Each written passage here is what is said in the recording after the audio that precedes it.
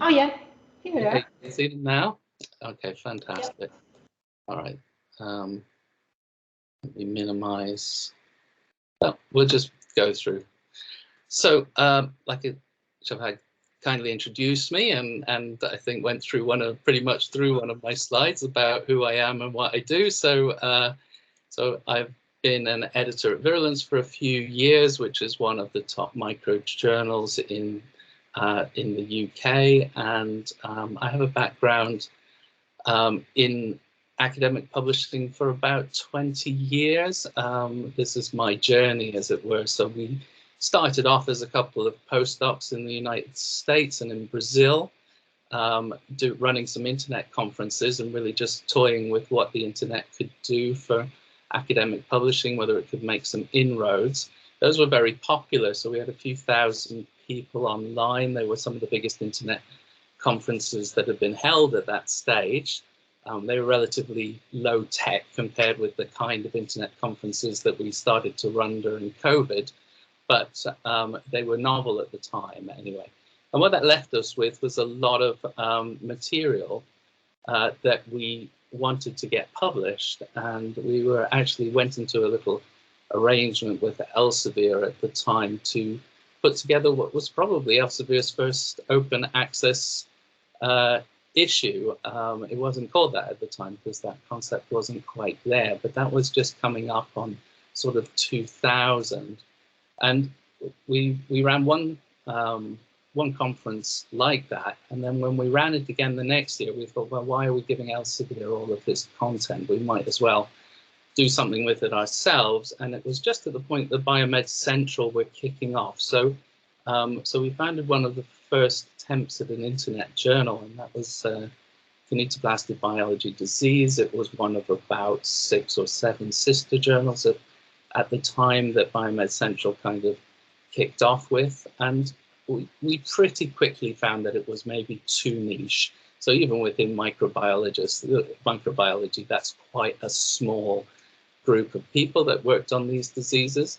And so what we did was merge some of these journals together, and we started a new one, which was called Parasites and Vectors, and that grew enormously and became one of these early mega journals with hundreds and hundreds of papers to its name. And at the same time with that, we started playing with blogs. So we put together a blog called Bug Bitten, and that's one of the more popular blogs in parasitology.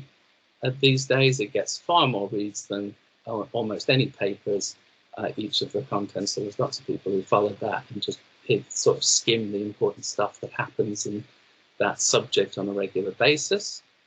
A few years ago, we had a bit of a falling out with Nature Publishing Group, who had acquired Biomed Central in the way that they were taking the journal, and we kind of ran off in a different direction. We started a new journal with very much along the same lines with Elsevier, and at the same time, I took on Virulence as editor-in-chief, and I started doing a little bit of work with this novel publishing platform called F1000, and we have a pathogens gateway for that. So I do a bit of advising on that now, and in the next year, we hope that we're going to have our own blog for Virulence, another community blog, and I hope that'll be as popular as Bug Bitten has been. So you can see, although I've got quite a long track record in publishing, it's quite niche, it's quite microbiology kind of focused.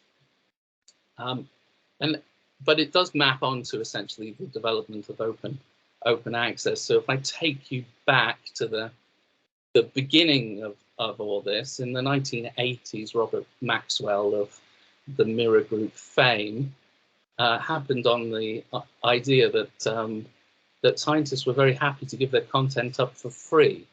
And that meant that you can make huge margins in publishing scientific articles. So he put forward this publication model, which is what we can consider now the traditional publication model, and it had huge margins for profit, so over 40%, which is about as good as any business. They made a lot of money, and it upset a lot of people because obviously we give the content for free, and they give us little, if anything back on that.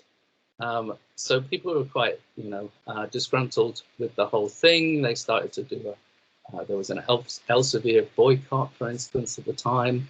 And when the internet came along, it seemed that there was an opportunity there to try and break these oligopolies that were controlling scientific publishing. And so that's what Biomed Central, PLOS, and some of the other startup organizations tried to do. I mean, in fairness, on the ground, we were actually trying to set these journals up without a publisher at all. And for the first few years, my first e-journal was free to publish in and free to access, open access for everybody. And it was basically a publication on the internet.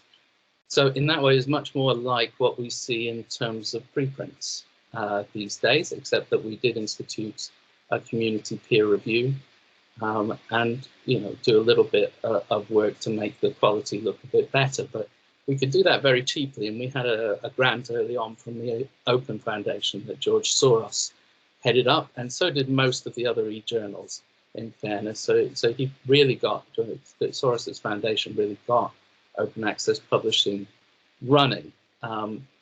Unfortunately, the one thing, I mean, obviously the publishers reacted to that, and some of the ways they reacted were, one, to buy up most of these startup open access journals and the companies like Biomed Central that were backing them, and the other was to start up their own, in quotes, open access journals, but with this author pays model. So it became very difficult to sustain a free publishing and open access. A few journals have managed to do that. Some people call that platinum publishing. If you're very well sponsored, sometimes you can do that. Certainly an opportunity was missed early on. We were very interested in working, those people who were setting up these open access journals were very interested in working with NIH and some of the other big funders like the Wellcome Trust, and really we were turned down flat.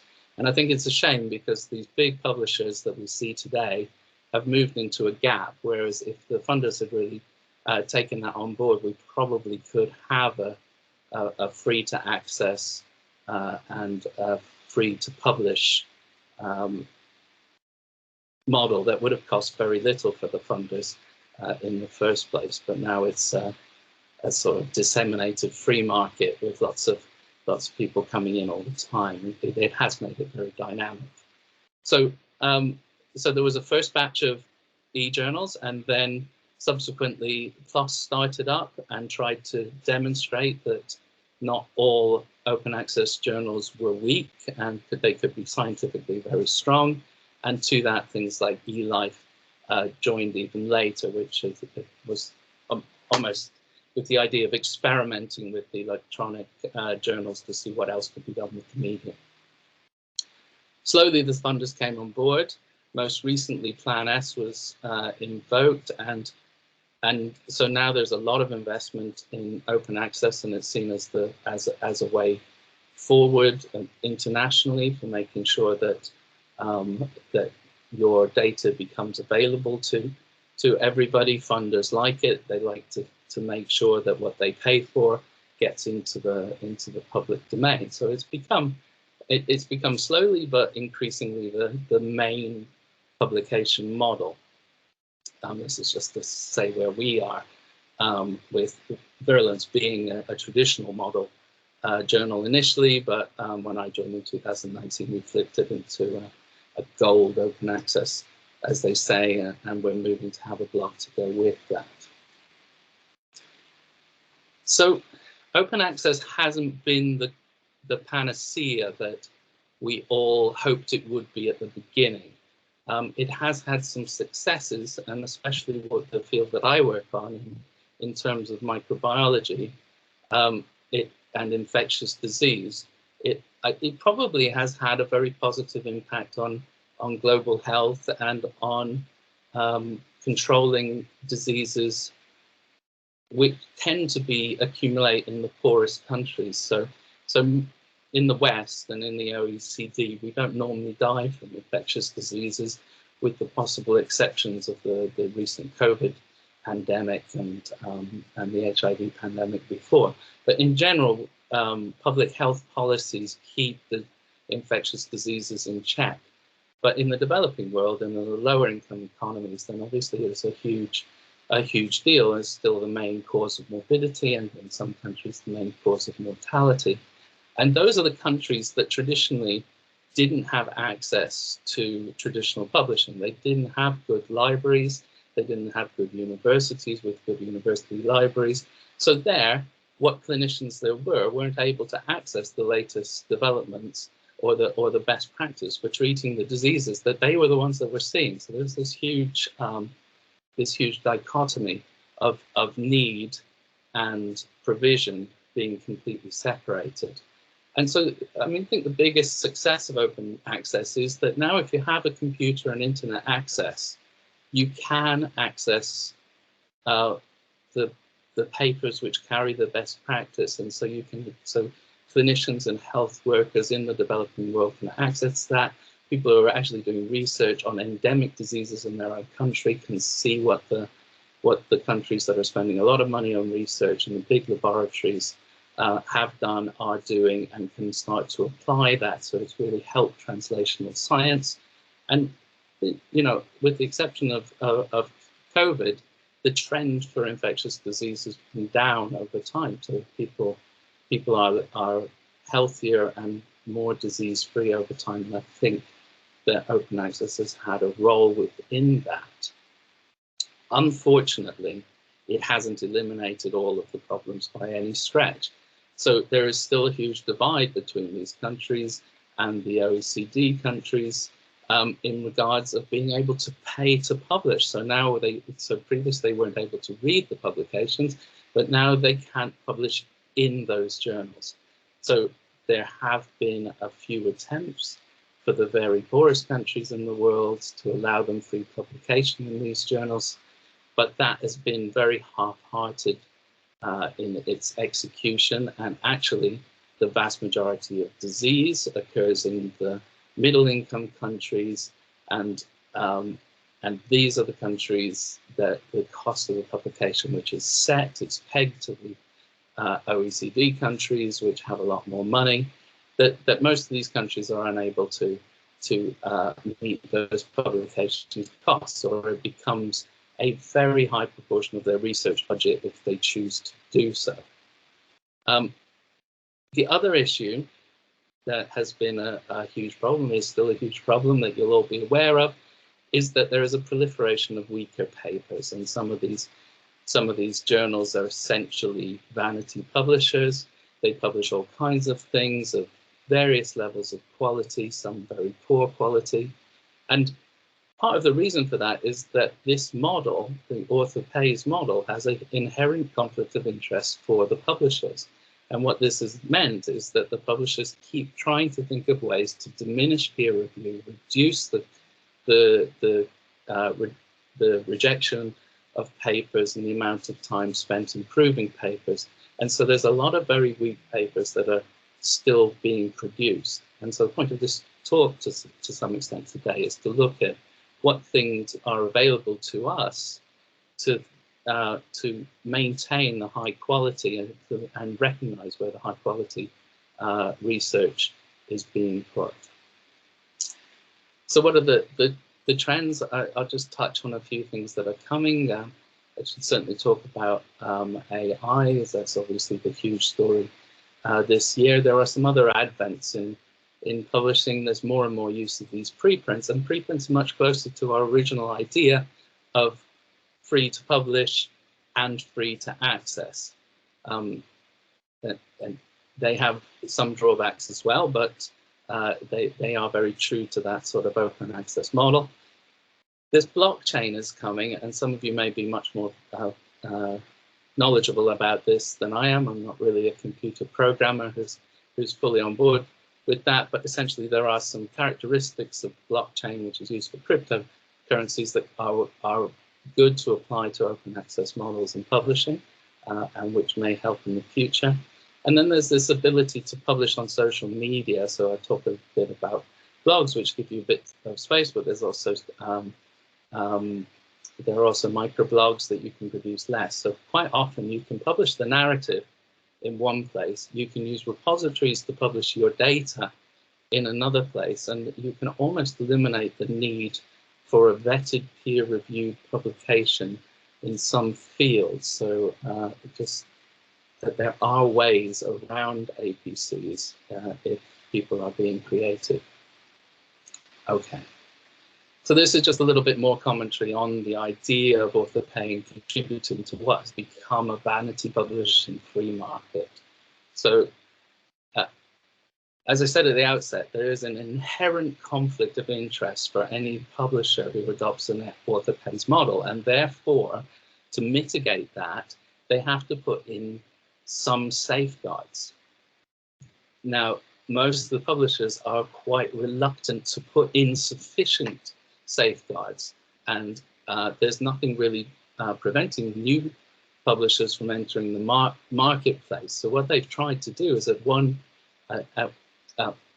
level is to convince the marketplace that they're not reducing quality, that they can be viewed as equivalent to other publications, while at the same time reducing the safeguards to the point that they can publish more papers.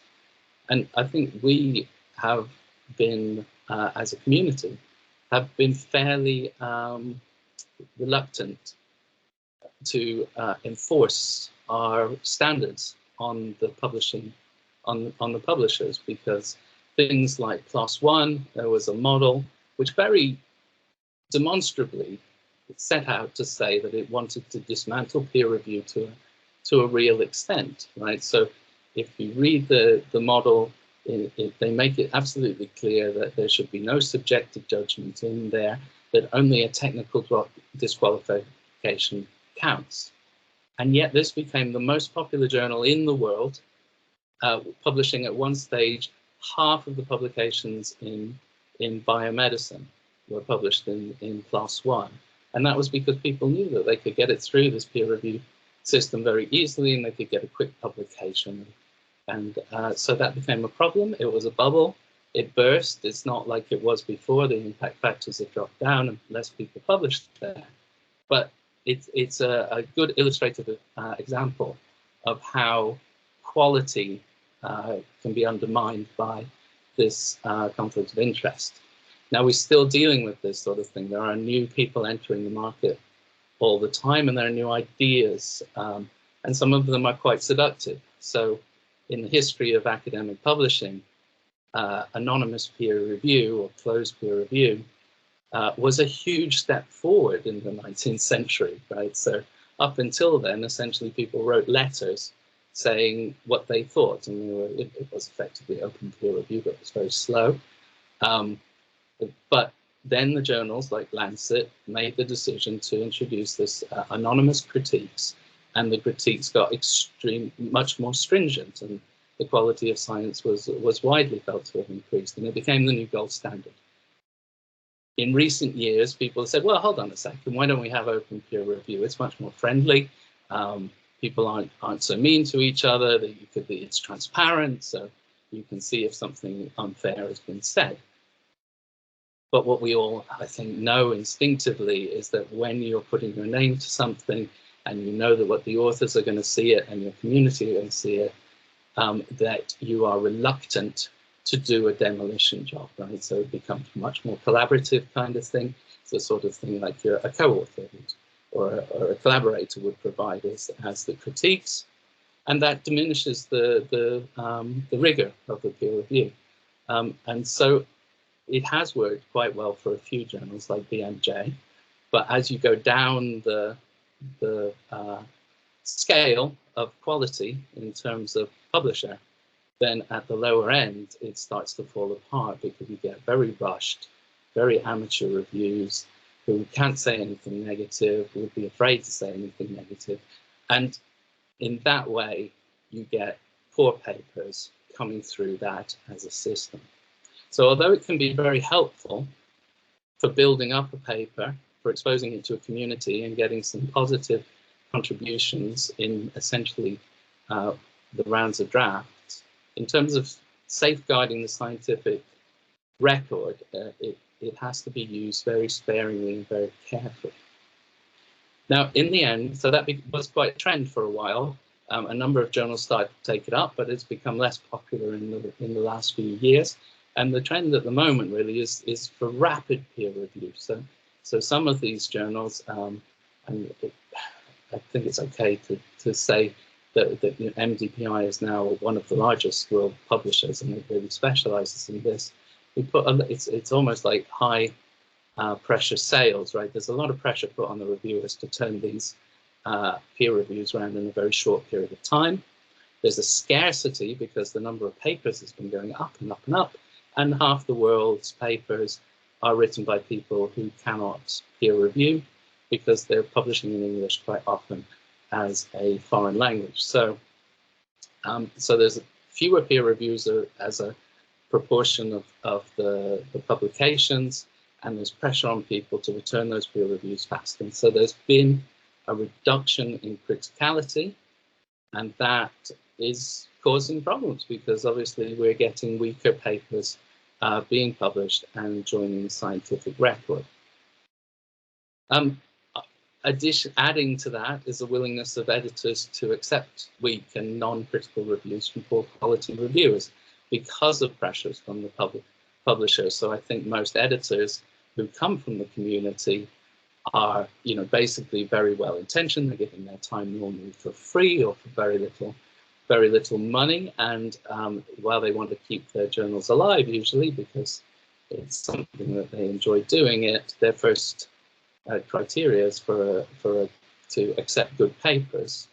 But the publishers don't like to see the number of papers fall, and they put inducements and pressures in place, and editors aren't well protected from that, and that can mean that they're under pressure to accept papers that they shouldn't be accepting, and weaker papers get in where they shouldn't be.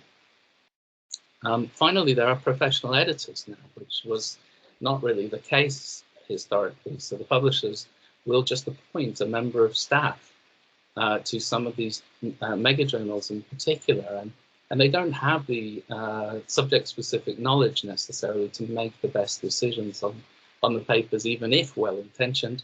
But again, there's a clear conflict of interest there. If they get more papers, they're competing for more papers, then then they do well, they get better career advancement, and they stay in the job. So this is the problem that we're facing at the moment. And the question is, what do we do about it as a community?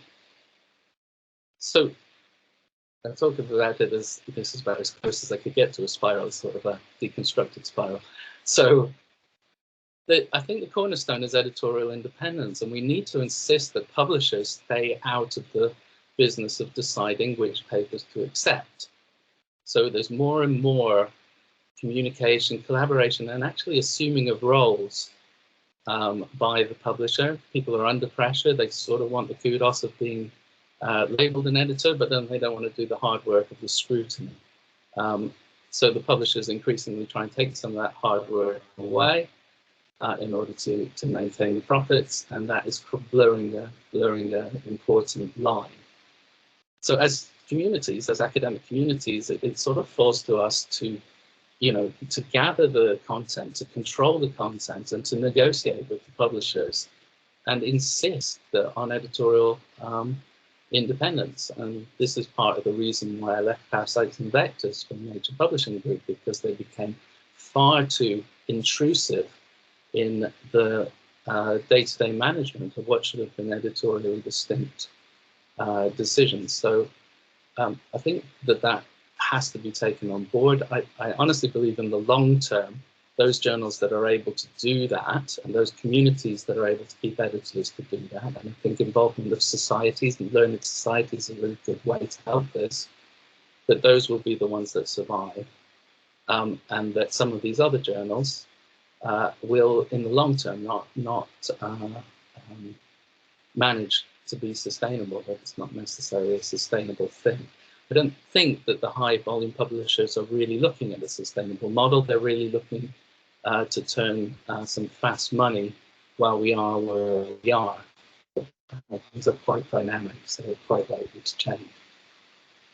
A sufficiently stringent peer review, that's really the key to quality. It's not a very complicated formula, but you need to have peer reviewers. You need to have good peer reviewers. They need to be specialists. They need to be able to communicate well, and they need to give sufficient critical input to the authors to make sure that weak papers don't come through and all papers are improved during their time in peer review. So the willingness of people to accept one or two lines of review which neither stress the strengths or the weaknesses of the paper is problematic, and there's more and more of that. People are going through peer review very, very quickly, and there's very little enrichment of the papers compared with what was 5 or 10 years ago in the mainstream journals. It's not so much an issue at the very top, where they are still very tight on the scrutiny, but as you go down the tree, you find people want to publish their stuff pretty much as they write it. And the journals aren't really stopping them from doing that, which makes for a lot of errors and weaker papers. So what do we need to do? We need to produce less and better papers each. So there has been a trend to produce more and more papers, and people used to like to get 100 papers, 200 papers in their career, make sure that that would be enough to be a chair at the university or what have you. Reviewers for that anymore, and there's not so much value in just publishing larger and larger numbers of papers. What's important is that we get better papers that you spend more time on, and that you get more reward for the high quality papers that you produce. And when when authors produce bad papers, there should be a penalty for that to disincentivize people from producing so many papers. So that has to be direction of travel. But it should be said that we still have this huge disparity in who publishes papers. And I'll show you that in the next slide, actually. But effectively, there are huge numbers of underrepresented groups or not represented groups who just need to be able to access publication in the first place. So I'm not necessarily saying that overall the number of papers has to fall dramatically, but I think we need to get rid of the weaker ones. We need to use more specialist reviewers, and those reviewers probably need to be rewarded. So there's still a problem with things like statistics, where an awful lot of statistics are weak or wrong. And that's because the reviewers that are being used are not necessarily statisticians themselves. And that's true of other specialties as well. And the only way, it's not fair, really, to include a statistician on every paper and not reward them in any way, because they may not be linked to the research that they're doing. There may be no real community incentive for that. So rewarding reviewers directly, I think, has to become a thing. Pre-vetting. So there is an awful lot of pre-vetting that you can do now.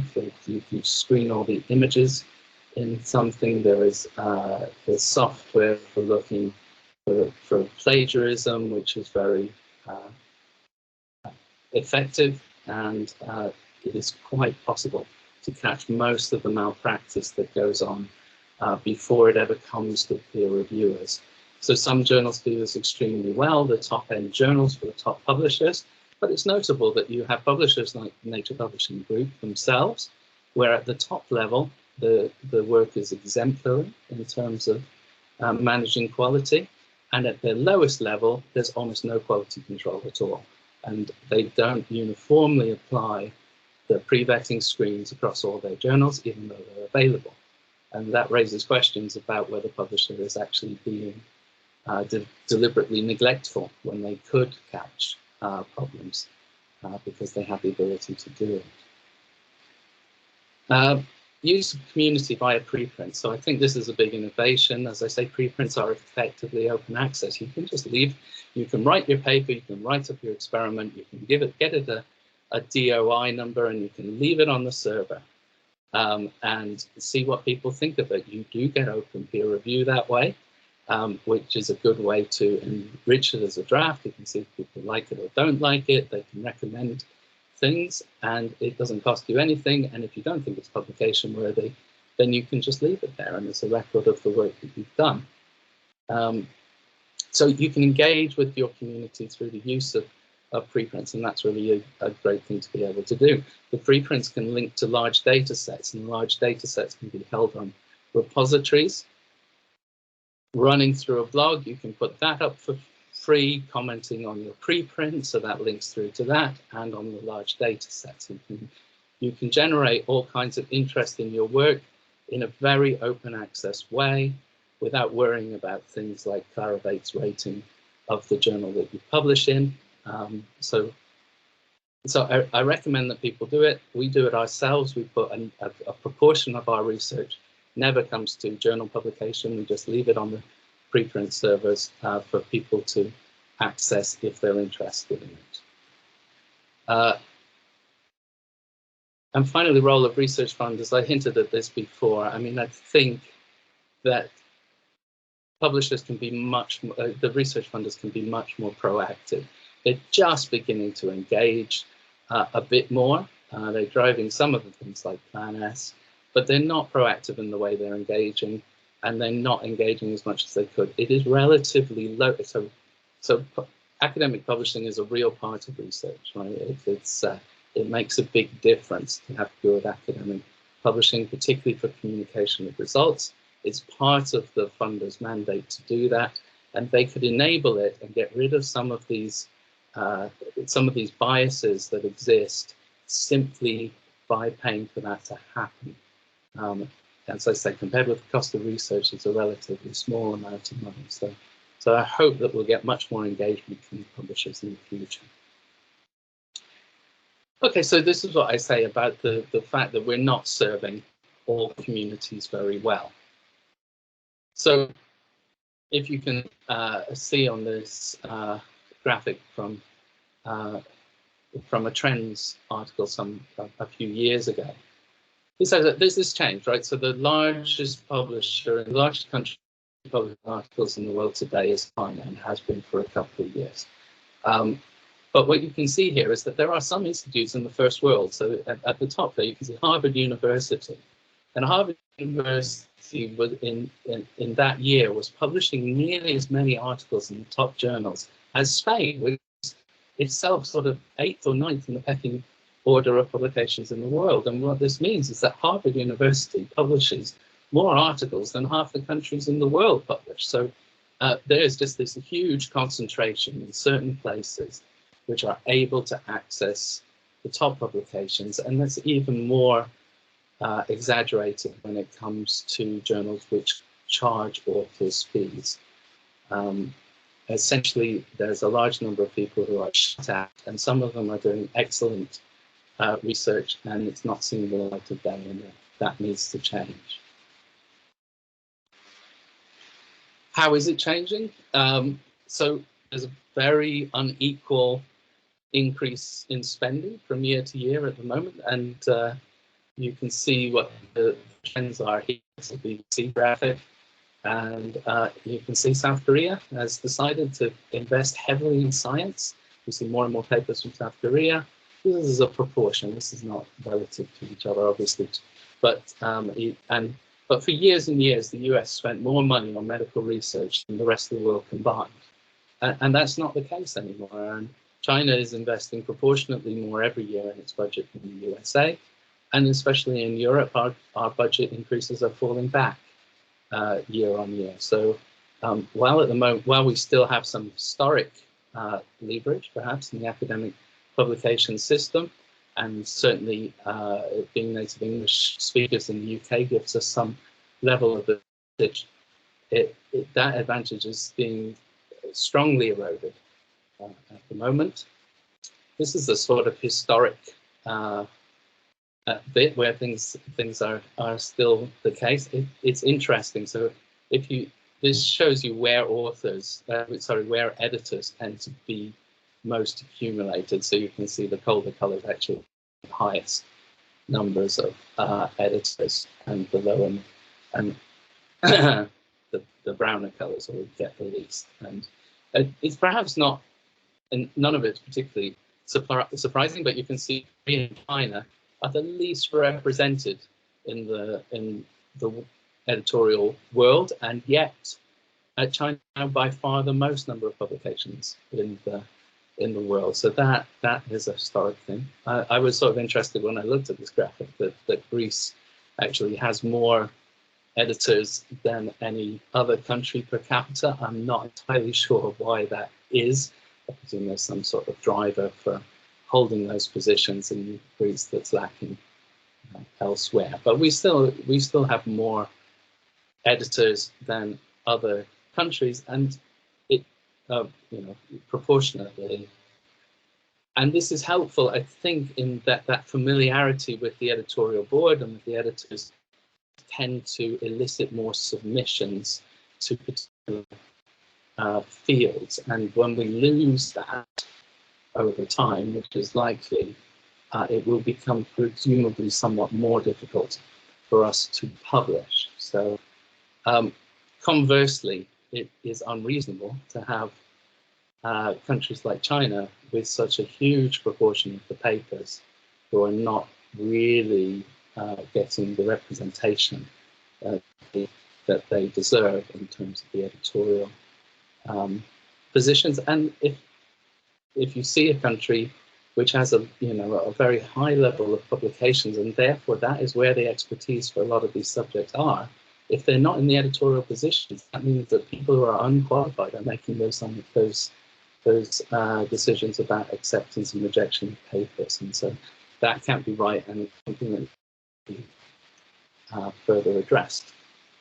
Another sign of this is that almost all of the major publishing houses, so I'd like to think that the oligopoly of publishing houses has diminished since the open access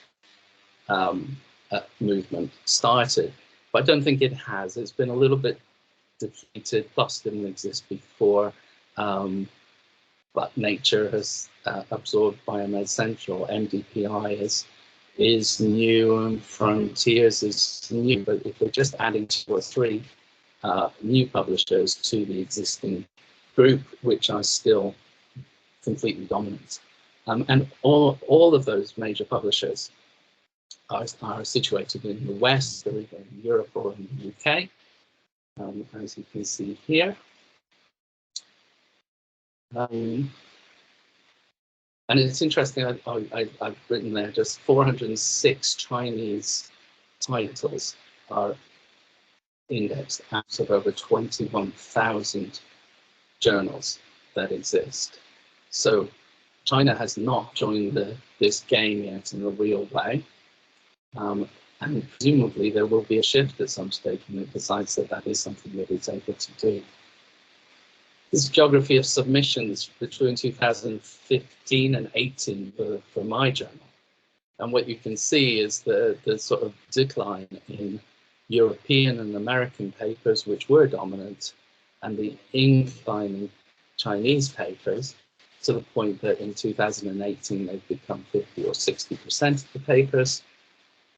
And then since then, it's really taken off, and you can see Chinese submissions absolutely dominant. Now, a lower proportion of them are accepted, so it's not quite as big when you look at the number of publications that are coming out of the journal. But it's it's a big shift, and it's not my journal alone that's like this. This is certainly across the infectious disease sector. It's even been exacerbated dramatically, COVID and post-COVID. So there's a lot of investment in this area from China, and some very strong drivers. And you can see that if you ask who's reading the papers, it's Asia, which has become the dominant force. And we've been reading papers in North America, and Europe has fallen back proportionately. This is a little bit just to say about the article processing charges and how they're not working, because essentially these are the incomes enters on average month in the different countries, and what you can see because there's a steep decline as you sort of drop down below 1500. And you can think of this in terms of what how many people you can buy for scientific paper, right? So if the article processing charges are of the order of which many, if not most of them are now, then that is less than a month's salary of a scientist in most of the Western countries, but it can be 4 or 5 months' salary in places like Indonesia and India, which are not exempted from publication charges. It can be a whole year's salary of one of your postdocs. So it is unreasonable to charge somebody 10% of the salary for a publication in the West, but 100% of the salary for a publication in the developing world or in the middle-income economies. And so the answer to that is regional pricing. So we have regional pricing for very, very many things, and there's regional pricing indices that can be linked to. And really the publishers could very easily make the adjustment where they have a price per country which is linked to the retail price. They choose not to do that. And I think that is unethical and something to be pressed for. Because at the end of the day, it does cost some money to produce a good article, but it doesn't cost anything like what the publishers pretend it costs. So they cost there is a fixed open access article. For a high quality article, we know it costs about $1,000 to produce. They normally charge $2,500, something like that order. So they make a huge 250% profit per article effectively, which they use for many, many, many things. They could charge $1,000 or a little bit more to all of the middle-income countries, and they could still make a profit, but without effectively gouging profits out of them. But this is not on the table at the moment. So, I mean, one thing we can do as academics is we can keep pressure on the publishers to reform around this point, because it clearly is exploitative. One thing that happened, I think the World Bank kind of got drawn into this debate, and they thought that they'd done well to convince the publishers as a group that they should waive the fees from the poorest nations. What they haven't really taken into account is that the costs of that agreement are negligible to these publishers. They didn't give anything away at all. In fact, there are so few publications from the world's poorest nations that are covered by that agreement. It's the ones that are the somewhat wealthier ones where the profits are being gouged. And it's a shame, because when we set up open access, there was a big conference called the Budapest Initiative, in which we laid down the guidelines for how open access should be conducted. And at that time, all the big players in open access signed up to this. And one thing we said that was said very categorically was that the ability to pay should never be a barrier to publication. So that was all very idealistic. And what's happened is that most of the publishers, even the ones that signed the deal, have eroded and ignored and prevaricated about that aspect. So they have implemented some waiver policies which pay lip service to it, but basically they've largely tried to get around it. And the new publishers like MDPI and Frontiers have ignored it entirely. They said we weren't around, we never signed up to it. So we need to get back to that. There needs to be ways that people can publish if they haven't got the money, but they've got the results. It should be a quality associated thing, and it was all agreed that that was the way it should be. It wouldn't be right to go through the sort of lack of access and inequality without mentioning gender. I mean, I think there is a direction of travel which is generally positive over the last 10 or 20 years, but there's still some way to go. A lot of people be familiar with the sort of scissor diagram in the top right of this figure, which shows that although, especially in life sciences, we see a majority of students of path, that the male people are the ones that survive through to become postdocs, faculty, and eventually professors. And that links to two things, right? It's all interlinked, right? The number of grants that you receive as a woman starting as a primary investigator is linked to the number of publications that you've produced, and the ability to get grants is in a cycle with that, right? So you need to publish in order to get funded, and you need to be funded in order to publish. So this whole area is an area which needs to be under control. There are very few women in senior editorial positions, and this may be associated with there is less publication by women generally. I think editors are very keen to have women on their editorial boards, but they struggle at times to fill those positions. So it's worth bearing in mind that essentially women and men publish at essentially the same rate and the same level of journal. There's no significant effect on success in peer review. But women tend to publish less papers, and that affects the fact that they submit less papers. They receive less grant income. Only about 1 in 3 papers is authored by a woman, and only about 1 in 3 papers is reviewed by a woman, which at least is consistent. And 4 editorial board women are members, and very few of them go on to take the editor-in-chief position. So it's important. It's a two-edged sword, but it's important for us who we get as much female representation we are able to, and it should continue to move this in a more favourable and closer to parity, which is what we would hope if it was bias-free. Okay, so back to Chinese authors in particular, but any authors who don't speak English as a first language, and authors who don't speak English at all, but who want to publish in English.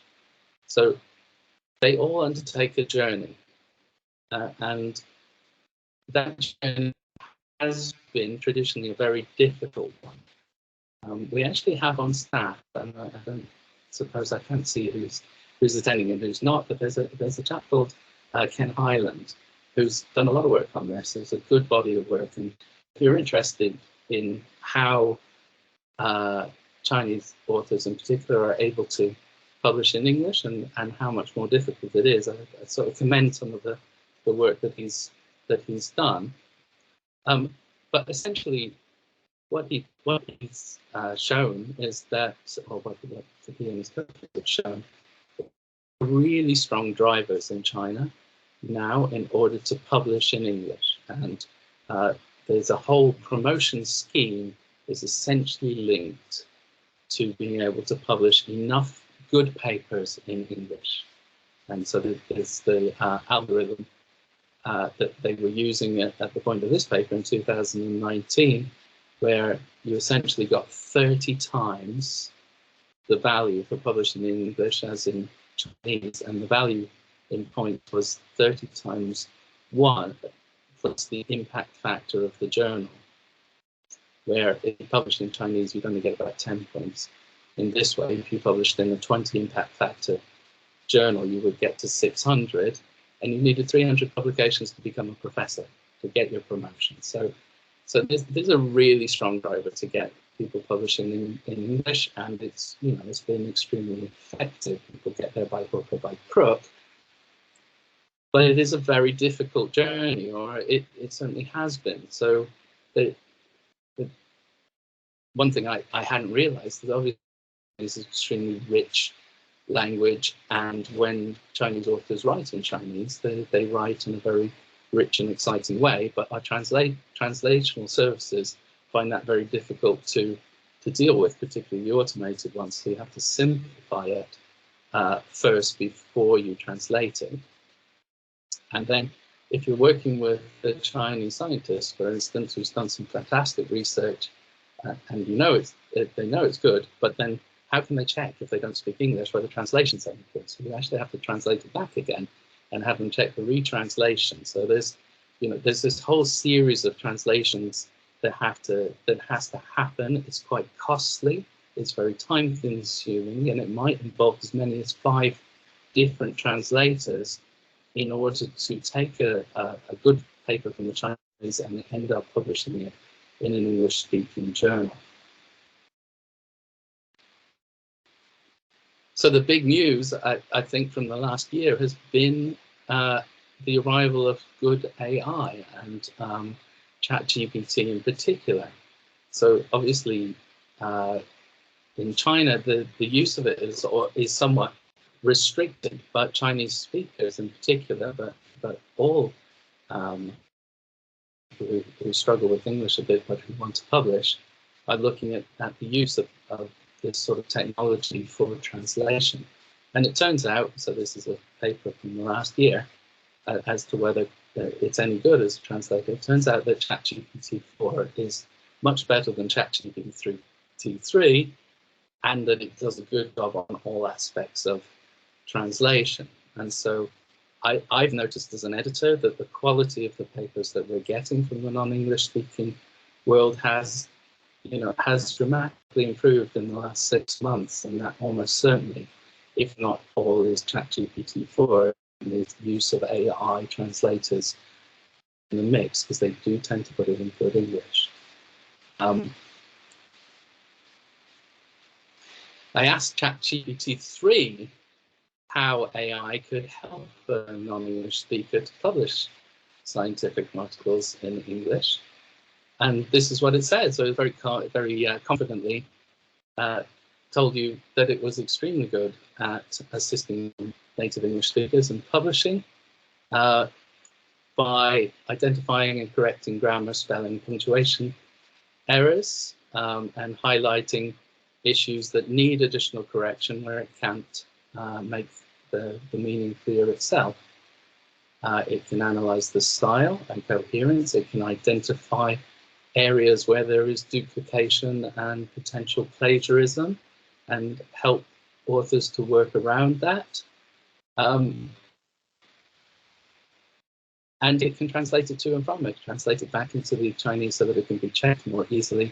And they can do that with comments from reviewers and so forth. So it facilitates much easier to apply. And so already we have a publishing superpower in China, even before the technology. As this becomes much more widespread, we can expect to see even more of those publications. This continues to be, well, what one hopes as an editor is that it also allows more Chinese authors to act as reviewers. We need to be able to draw on their expertise in order to do the peer review as well as to write the papers. Okay, so I've talked about a lot of the problems with open access publishing that have sort of cropped up in the time since we started doing this. What a lot of people who are into this are looking at the moment, blockchain publishing, and that's because, in theory, there's no economic barrier to reading or writing scientific publications that are associated with blockchain. And the reviewers, because it's a stakeholder-based technology, the reviewers, authors, even potentially the editors, can be incentivized within a system to do it. And you don't need necessarily to deal a publisher in, right? So it may be that it's helpful to have that really high quality finish, but it may be that you feel like you can do it without it. But certainly the peer review components, you can manage quite well without. So it has the property of being immutable and a transparent record. and it has the shared ownership aspect, so that the community actually own it. And I think that if I was working in this area, these sort of models are the ones that I would go with now, 20 years on, because I think the new journals which come up in a blockchain model may be the ones that can address most of the problems most efficiently. The downside is that the publishers are very aware of this model, and they're already adapting their models to take account of this new technology, where they deal in a little bit of this without still making sure that they have a healthy profit margin. I've mentioned before, as we've gone through, about open access and free publication, and using repositories and blogs in order to circumvent the traditional model. And I think you could probably imagine a new model for the future, in which researchers report first on an open access preprint and have open peer review, that they put their complete methods and data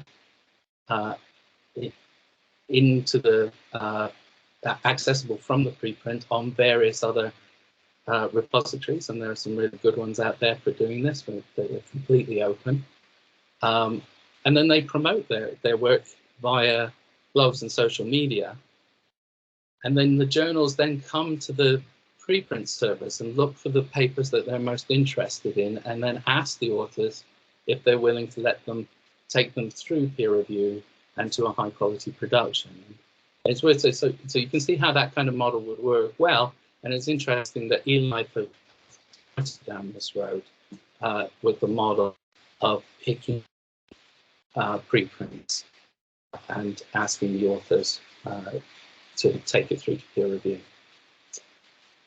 So just a summary is that it's unethical to charge most countries at the rate that we charge the richest nations. And we need to have some kind of local policy, even to maintain the status quo. We have to level the playing field so that non-native English speakers are better able to access the scientific publishing. And we need to focus on quality first and foremost, so that the inherent conflict of interest for the publishers doesn't lead to so many low-quality papers, which are often and potentially wrong, and lead to the kind of false news agendas, which negatively influence, current events in the world. So it's a huge thing. It's not just for us, but it's for the world as well. And this is just some of the conclusions, that we should be, we should use things which are open to everybody, and provide free communication, and we should embrace AI because it's the way to democratize things further. And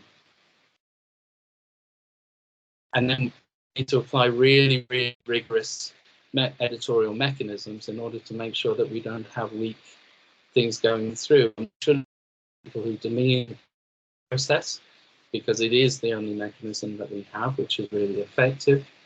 And we need to think about dealing the editors and reviewers into some of the profits that come from academic publishing.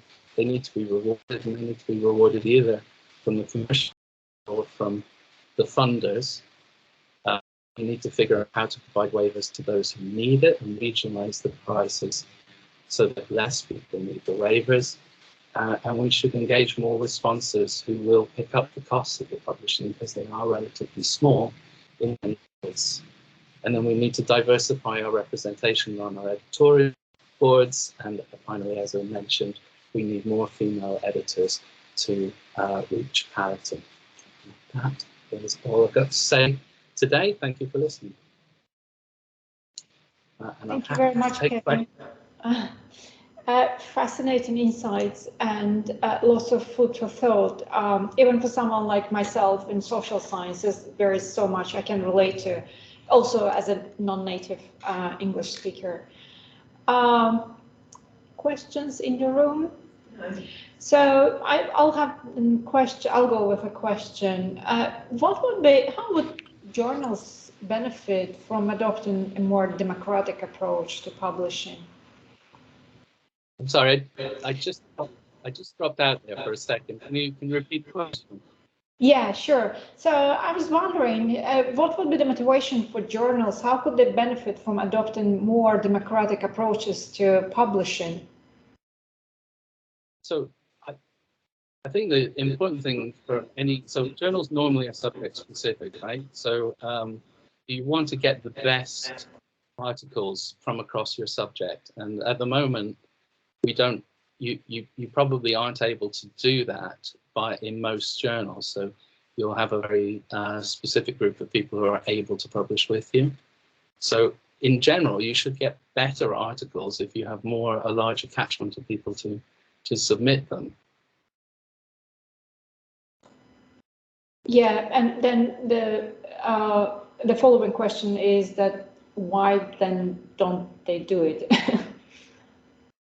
Because the profit levels are not as high for most of the disenfranchised groups, right? And I think it is very short-sighted, and I'm in constant battle really with most of these publishers to make them realize, so even when you work with a drugs company, like one of the multinationals, they know that if you want to, really start to make some money out of countries like Brazil and South Africa, that you can't sell the drugs at the same price that you sell them in the United States, right? They haven't got the money. What you do is you build your market in those countries by selling them at close to the cost price, and then as the economy develops, then they can pay more, and then you make more profits. But the publishing model that's out there is there's such a high profit ratio from the way that they're running it. The drivers for them to make it fairer, and even just improve something, have a better business model, they're not there. So they're just not doing it, and they tend to move as a pack as well. I find so it nothing will happen, and then one of them will go, Wiley will go, or Plus will go, or one of them will go, and then the next week all of them will go. So just getting the inertia is the trouble, and I think they're not driven like the academic community. So it really takes the academics to lean heavily on them to get any movement at all.